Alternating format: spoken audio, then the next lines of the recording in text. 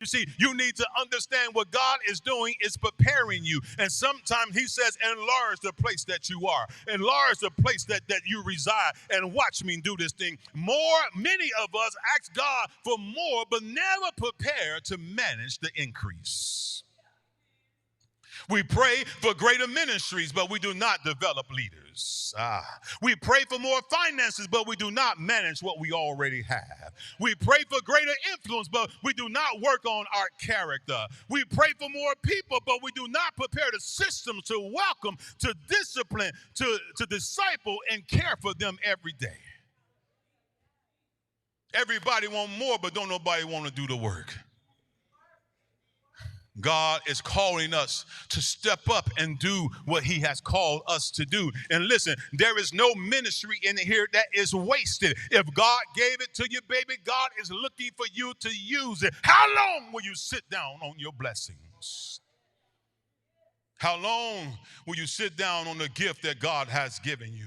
God is saying, make room, and make room. Enlarge your tent, enlarge your thinking, enlarge your work, enlarge what you are doing. Bring an increase.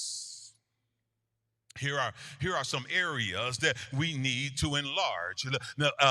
We must enlarge our spiritual capacity. Greater territory brings on spiritual battles that some of us have never encountered. And God is saying that we must increase our spiritual character. We must increase it by prayer, by Bible study, by fasting, by worship, by discernment, by obedience. We cannot carry greater responsibility in the shadows spiritual life.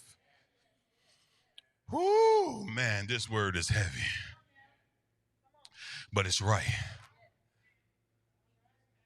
Next thing we have to enlarge is our emotional capacity. More territory often means more people. More people mean more personality, more needs, more criticism, and more conflict. You see, sometimes we can pray for more people, but we need to understand that these people are coming seeking something. But do you have the patience to understand that God is yet still working? Here's what we must work on for more emotional capacity. We must work on our patience.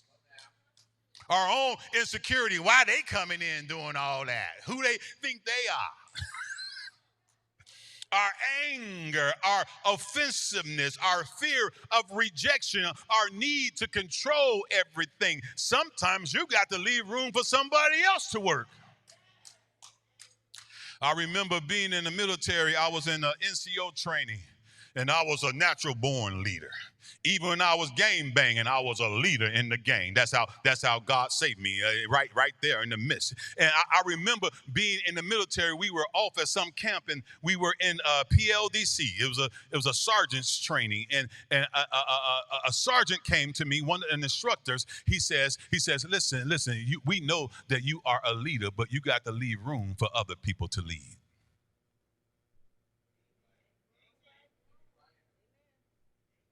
Because sometimes we want to control everything. Sometimes if it's not done our way, it is not the right way. But sometimes God will cause people to move in the ministry that he calls for them. And you got to be patient enough to let them move in the place that God has called them to be.